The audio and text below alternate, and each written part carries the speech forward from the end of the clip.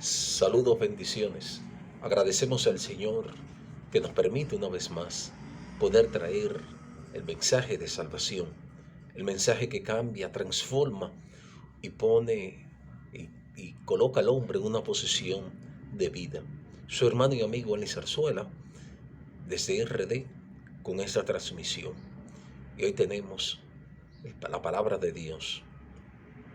Agradecemos al Señor que cada día permite que podamos estar al lado de Él, llevando el mensaje, que su Espíritu Santo sigue iluminando, restaurando, y a través de la palabra de Dios que cambia y transforma al ser humano, podamos ser una nueva criatura de día en día. Y vamos a leer en el libro de Juan, en su capítulo 6, versículo 68, y leemos en el nombre del Padre, en el nombre del Hijo y en el nombre del Espíritu Santo.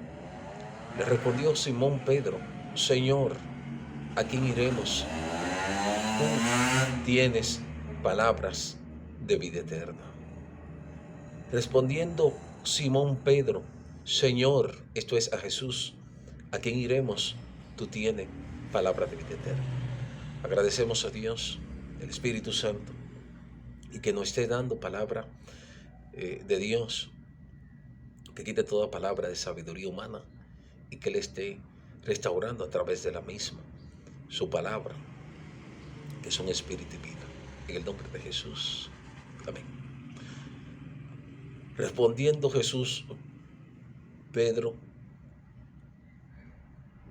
Señor, ¿a quién iremos? Tú tienes palabra de vida eterna. En este mensaje, en el capítulo 6 de Juan, Jesús se encuentra con sus discípulos, conjuntamente con el pueblo. Él mismo en Galilea había hecho prodigios, hazañas, milagros. Se encontraban por allá, por Israel, hace casi 2000 años, llevando el mensaje de salvación. Y el pueblo, una multitud de 5000 personas, se encontraban hambrientos. Se hizo tarde y Jesús no quiso despedirlo, más bien le dio alimento. Y el milagro que hizo fue multiplicar los panes y los peces y alimentar los 5000 personas que se encontraban allá. Una vez dado la palabra de Dios y dada la alimentación, entonces la multitud al otro día fue en busca de Jesús, y un grupo se le acerca y le dice a la altura del versículo 25, hallándole al otro lado del mar, le dijeron: Rabí, que significa maestro, ¿cuándo llegaste acá? Respondiendo Jesús: de cierto os digo. Esto es una expresión de afirmación para que puedan comprender la importancia del mensaje. Y le dice: de cierto os digo, que me buscáis, no porque habéis visto las señales, sino porque comiste el pan y os saciaste. Entonces viene Jesús y le dice: trabajad, no por la comida que perece, sino por la comida que a vida eterna permanece, la cual el Hijo del Hombre os dará, porque a este señaló Dios el Padre. Es decir, estas personas están buscando nuevamente a Jesús con la intención de que le alimentara el vientre. Y Jesús les dijo que no debe ser así, que debemos procurar de que cuando busquemos primeramente, como dice establecido en Mateo 6, Jesús en un momento dado le dijo: busca primeramente el reino de Dios y su justicia, y las otras cosas vendrán por añadidura. Y aquí Jesús le dice que no debemos trabajar por la comida que perece, sino por la comida que a vida eterna permanece. Jesús no le está diciendo que sean unos vagos. Jesús no le está diciendo que sean unos ociosos. Jesús está estableciendo el orden, la prioridad de las cosas. Jesús habla de que debemos poner en el primer plano lo que es el trabajo hacia las cosas que a vida eterna nos pueden llevar. Y dice que eso, eh, esa comida eh, que a vida eterna puede llevar es la que permanece, la que perdura, la que es eterna, y que ésta dará el Hijo de Dios, el cual el mismo, el Padre, estableció para que Él sea quien dé esa comida. Y siguiendo la ruta del versículo, este capítulo 6 de Juan, le dice: de cierto os digo, no os dio Moisés el pan del cielo, mas mi Padre os dará el verdadero pan del cielo, porque el pan de Dios es aquel que descendió del cielo y da vida al mundo. Después Jesús sigue hablando con la multitud, le sigue expresando cuál es la voluntad de Dios, le sigue indicando que se debe creer, que deben creer en aquel que el Padre envió, que es de Jesús, porque esta es la voluntad del Padre, que creamos en el Hijo, porque Él es el que da vida eterna y Él es que va a resucitar en el postrero tiempo. Y sigue Jesús hablándole: el que cree en mí tiene vida eterna. Le expresa: yo soy el pan de vida. Y sigue indicando todo una información que ellos desconocían, lamentablemente, como hoy en día, que muchos están perdidos, y que muchos nos encontrábamos perdidos, rumbo al infierno debido al pecado que habita en el ser humano. Pero una vez Dios nos llamó, nos libertó y nos dio vida, y vida en abundancia. Y sigue Jesús hablando, conversando con ellos, expresando qué es lo más importante en la vida. Y entonces, a partir del versículo 60, para entrar en materia de por qué la lectura, la respuesta de Pedro, Simón Pedro: ¿a dónde iremos si tú tienes palabra de vida eterna? En el 60 dice: al oír muchos de sus discípulos dijeron: dura es esta palabra, ¿quién la podrá oír? Muchas veces, cuando leemos la palabra de Dios, ella nos confronta, porque muestran el pecado que habita en nuestra vida. La Biblia dice que no hay un justo, no hay ni siquiera uno que haga el bien. Todos se descarriaron, todos se apartaron. La Biblia expresa que una vez pecamos todos, que una vez Adán pecó, todos fuimos constituidos pecadores, apartados. En nosotros no hay nada bueno, aunque esta sociedad, el mundo, nos quiere dar a entender que somos buenos. La Biblia muestra claramente: es el espejo, es la espada que el ser humano debe tener para contrarrestar las enseñanzas, las herejías, las influencias, la doctrina de demonios que hoy por hoy se siguen pregonando, y que hablan de un mensaje puramente humanista, de un mensaje sensacionalista, de un mensaje que coloca al hombre en primer término y pone a Dios detrás. Un mensaje que está en contra de todo lo que expresa la palabra de Dios. La palabra de Dios ha tenido muchas situaciones. ¿Por qué? Porque esta palabra nos muestra la vida de Jesús y nos da la vida del Señor. Nos dan la voluntad, nos enseña la voluntad de Dios, nos muestran el pecado que habita en nosotros, la maldad que habita en nosotros. La Biblia expresa claramente que del corazón del hombre lo que hay una contaminación, lo que hay es perversiones, pecado, maldad. En nosotros no habita nada bueno. Nosotros no somos menos que estos grandes dictadores del siglo XIX, como Hitler, Stalin, y estos grandes políticos que cometieron grandes homicidios, suicidios en masa, que contra la humanidad. eh, no somos menos ni más. La Biblia expresa que en nosotros está la maldad, y por lo tanto requerimos de un Salvador que nos limpie, que nos purifique, que nos dé su vida. No podemos justificarnos, no podemos indicar que somos salvos y somos libres del pecado, si no es a través de la sangre de Jesús, mediante su palabra, que nos muestra cómo estamos andando. En el principio, Adán y Eva eh, transgredieron el mandamiento, porque la serpiente astutamente lo llevó al terreno de él y le indicó que Dios no le había dicho que iban a morir cuando comiesen del árbol del bien y el mal. O sea, le cambió el mensaje que Dios le había dado. Le dijo, no coman del árbol que está en el medio del huerto, que el día que coman van a morir. Y Satanás le dijo que no van a morir, que van a ser como Dios, conociendo el bien y el mal. Desde ahí surgió la ambición. Desde ahí el hombre quiso ser semejante o mejor que Dios.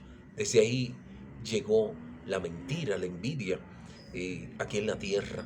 Desde ahí empezó todo.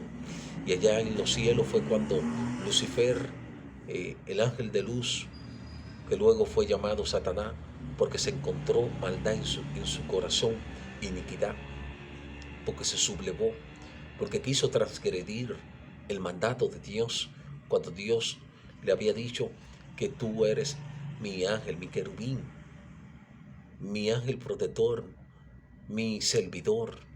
Él quiso igualarse a Dios y quiso establecer un reino para también recibir la misma alabanza, la misma pleitesía. Transgredió el mandamiento de que era un servidor a querer ser servido. Muchas veces eso ocurre por nosotros no tener la palabra de Dios. La palabra de Dios nos saca de las tinieblas. La palabra de Dios nos resucita cuando estamos muertos. La palabra de Dios nos da salud cuando creemos por fe que Jesús es el que murió en la cruz y que por sus llagas fuimos curados, por sus llagas fuimos sanados. La palabra de Dios nos liberta de la cárcel en la cual nos encontramos cautivos. Y hoy en día el mercado de la farmacéutica está acabando con los seres humanos, llenos de ansiedades, llenos de preocupaciones, llenos de afanes, porque lamentable y desgraciadamente el mundo nos brinda estas cosas, cuando Dios en su palabra nos dice, no nos afanemos, haced tesoro en el cielo, porque la tierra, la polilla mina y el lorín corroe.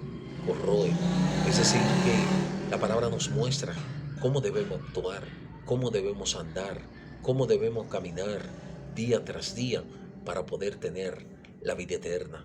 Entonces estos discípulos encuentran esta palabra de Dios dura, como muchos de nosotros cuando leemos tantas palabras indicando que no debemos transgredir, que no debemos ser inicuo, que no debemos ser desobediente. Resulta difícil para esta carne llena de concupiscencia, de deseo, de pecado, pero el espejo de la palabra de Dios nos muestra cómo debemos actuar, cómo debemos andar. Él expresa en esta, retomando la porción que estamos leyendo de Juan 6, dice en el versículo 61, sabiendo Jesús en sí mismo que sus discípulos murmuraban de esto, les dijo, esto os ofende,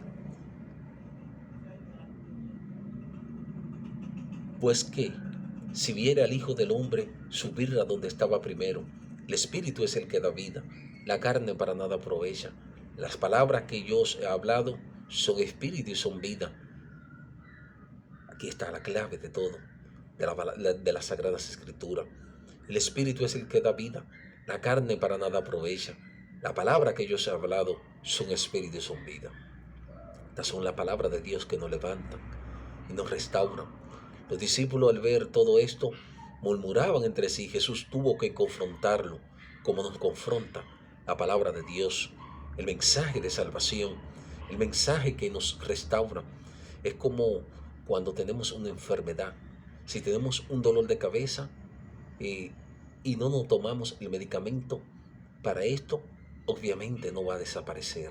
Si tenemos un problema del corazón y nos indican el medicamento adecuado, seremos curados.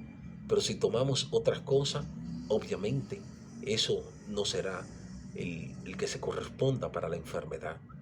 Cristo nos da el mensaje, un mensaje que nos limpia, un mensaje que nos levanta, un mensaje que nos da vida, un mensaje que nos resucita, un mensaje que nos limpia, un mensaje que nos lleva a vida eterna. ¿Y qué hacemos muchas veces?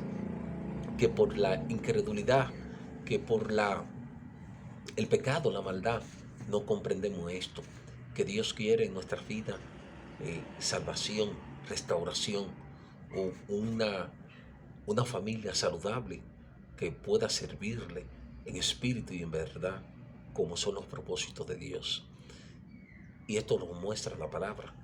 En el capítulo 5, versículo 38, expresa una verdad en torno al mensaje de Cristo. Ni tenéis, dice, también el Padre que me envió, esto es hablando de Jesús, ha dado testimonio de mí. Nunca habéis oído su voz, ni habéis visto su aspecto, ni tenéis su palabra morando en vosotros, porque a quien él envió, vosotros no creéis. Escudriñad las escrituras, porque a vosotros parece que en ella tenéis la vida eterna, y ellas son las que dan testimonio de mí, y no queréis venir a mí para que tenga vida. Gloria de los hombres no recibo. Aquí habla Jesús en torno a la autoridad de su Hijo, a la autoridad de Jesús, y habla acerca del testimonio que eh, deben dar acerca de Él. Entonces Él le dice que debemos escudriñar un mandato, las escrituras, porque a vosotros parece que está la vida eterna. Y ellas son las que dan testimonio de Jesús. Y dice que no queréis venir a mí para que tengáis vida. Así nos ocurría antes de estar en el camino de Dios. No entendíamos que Dios, que Cristo, lo que quiere en nuestra vida es darnos vida y vida en abundancia. Él nos quiere libertar. Él quiere que nosotros entendamos cuál es el propósito de Él para nuestra vida. Y solo la podemos conseguir a través del mensaje de la palabra de Dios. Y cerrando este mensaje, en Timoteo nos dice cuál es el objetivo del mensaje de las Escrituras. En Hebreos capítulo 4, versículo 12. Hebreos capítulo 4, versículo 12. Y dice, porque la palabra de Dios es viva, una vez más, es viva, y eficaz, es eficiente y más cortante que toda espada de dos filos, penetra hasta partir el alma y el espíritu, las coyunturas, los tuétanos, y discierne los pensamientos y las intenciones del corazón, y no hay cosa creada que no sea manifiesta en su presencia. Ante bien, todas las cosas están desnudas y abiertas a los ojos de aquel a quien tenemos que dar cuenta. Es decir, la palabra de Dios nos muestra la vida de Jesús. La palabra de Dios profundiza lo más interno. Es como esa cuchilla que usa el médico, ese bisturí, para ir quitando capa una a una, como le llaman las 7 capas, y profundizar y buscar y hacer, y limpiar en el interior, y va penetrando en lo más profundo de nuestro ser, hasta discernir los más íntimos pensamientos de todo nuestro ser. Esa es la palabra de Dios. Es viva y eficaz. No es un libro de anatomía, no es un libro de matemática, no es un libro de historia. Para poder entenderla, debemos pedirle al Espíritu Santo, la cual fue inspirada por el Espíritu Santo, por los hombres que sirvieron a Dios, que nos dé la sabiduría para entenderla y ponerla por práctica. Porque de nada nos sirve ser oidores olvidadizos, sino hacedores de la palabra de Dios. Jesús bien dijo que compara a aquel que escucha y guarda su palabra como un hombre prudente, en la que su barca, por más tempestades, por más situaciones adversas, no se mueve porque está fundada sobre la roca. y como esa casa cuyo fundamento es Cristo a través de su palabra, por más situaciones adversas, Él nos mantiene firme en lo que hemos creído, pero es a través de escuchar y poner en práctica la palabra de Dios, mientras que el insensato es aquel que solo oye y no pone por obra. Y cuando viene la situación, la casa donde está fundamentada su vida es sobre la arena. ¿Y qué pasa? Viene, cae y la adversidad que ocurre es grande. Entonces, ese es el mensaje. Poner por práctica la palabra de Dios, escudriñarla de día en día. Si tú dices que amas a Dios y en primer lugar tienes otras cosas, te estás engañando a ti mismo. La Biblia dice que donde esté nuestro tesoro, allí estará nuestro corazón. No podemos engañarnos. No podemos decir que amamos a Dios cuando nuestros hechos nos delatan y dicen lo contrario.